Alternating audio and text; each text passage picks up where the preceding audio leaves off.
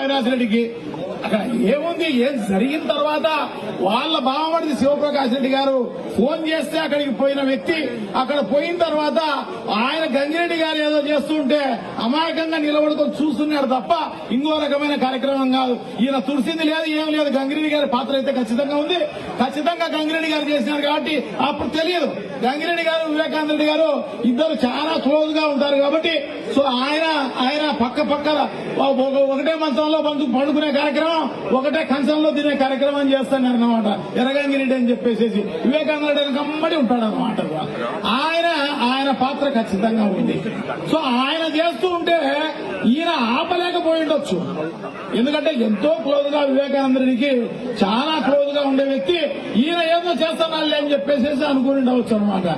So అమాయకంగా ఆయన నిలబడుకొని పాపం ఈ విషయం ప్రజలందరికీ తెలియజేసే కార్యక్రమం ఫోన్ లో చేస్తూ ఆ కార్యక్రమం చేస్తున్నారు తప్ప అవినాష్ రెడ్డికి అక్కడ ఏముంది, ఏం జరిగిన తర్వాత వాళ్ళ బావమరిది శివప్రకాష్ రెడ్డి గారు ఫోన్ చేస్తే అక్కడికి పోయిన వ్యక్తి, అక్కడ పోయిన తర్వాత ఆయన గంగిరెడ్డి గారు ఏదో చేస్తుంటే అమాయకంగా నిలబడుకొని చూస్తున్నాడు తప్ప ఇంకో రకమైన కార్యక్రమం కాదు. ఈయన తుడిసింది లేదు, ఏం లేదు. గంగిరెడ్డి గారి పాత్ర అయితే ఖచ్చితంగా ఉంది.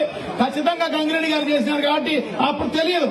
గంగిరెడ్డి గారు వివేకానంద రెడ్డి గారు ఇద్దరు చాలా క్లోజ్ గా ఉంటారు కాబట్టి సో ఆయన పక్కన ఒకటే మంచంలో పండుకునే కార్యక్రమం, ఒకటే కంచంలో తినే కార్యక్రమం చేస్తున్నారు అన్నమాట.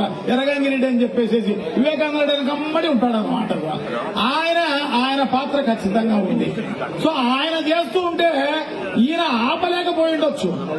ఎందుకంటే ఎంతో క్లోజ్ గా వివేకానంద రెడ్డికి చాలా క్లోజ్ గా ఉండే వ్యక్తి ఈయన ఏదో చేస్తున్నాళ్ళే అని చెప్పేసి అనుకుని ఉండవచ్చు అనమాట.